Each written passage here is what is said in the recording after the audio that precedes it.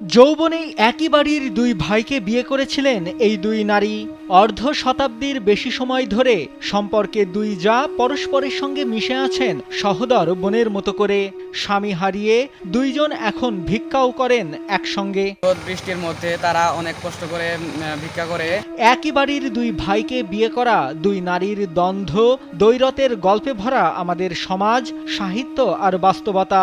সেখানে স্বামী হারিয়ে, সন্তানদের ভরসা হারিয়ে, নাতি নাতনিদের কোলাহল হারিয়ে দুঃখে দুঃখে এক জীবন পার করছেন দুই বোনের মতো। পরে আমার কানেই বুড়ি ভালো হয়েছে, আসলে কথাটা সত্য। একদিন ভিক্ষা না করলে খাবার জোটে না ৯৫ বছর বয়সী তারা বেগমের। আমি চোখে উঠাই, আমি চোখে উঠাই, পুরো বলতে চলে না, পুরানো আমার লাইন করা পুরো মোবাইল দিতে আমার ঠাইবেন না। স্যান্ডেলিনা সো, রূপচর্চায় আভিজাত্য।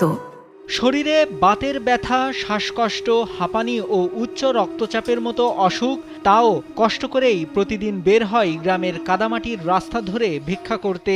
আমি আমার খুব কষ্ট, দিন আমি করলাম, আমি তো কিছুই খাবেন। দুই ছেলে দিনমজুর, সংসার আলাদা করেছে অন্তত ৩০ বছর আগে। তারা বেগমের স্বামীও মারা গেছেন ৩৫ বছর আগে।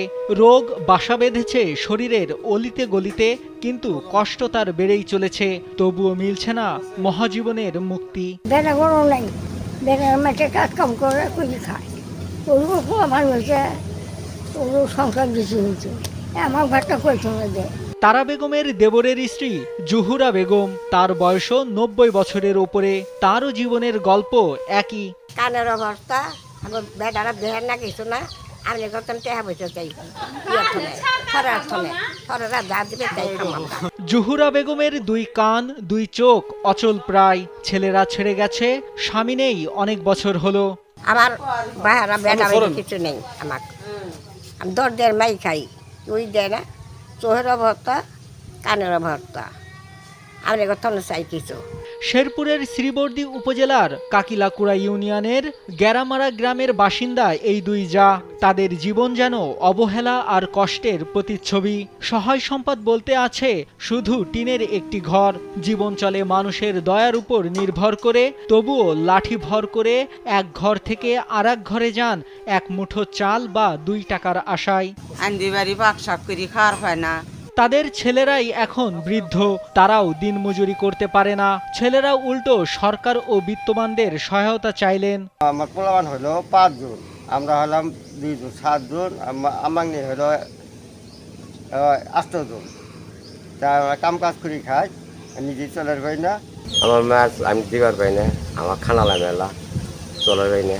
আমি প্রায় কাম কম করি, পশু পুষি ছাড়া না।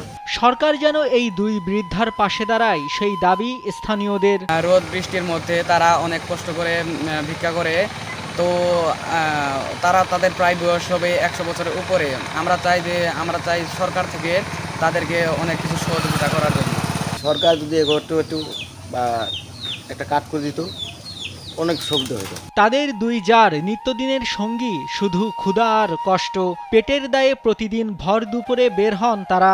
কারোর দরজায় দাঁড়িয়ে থাকেন নিঃশব্দে, কারোর উঠানে বসে থাকেন ঘন্টার পর ঘন্টা। কেউ এক মুঠো চাল দেন, কেউ কিছুই না বলে ফিরে যান। তবুও অভিমান নেই, কারণ তারা জানেন ক্ষুধার চেয়ে বড় কিছু নেই এই বয়সে। নাইমুল হাসিব, কালবেলা।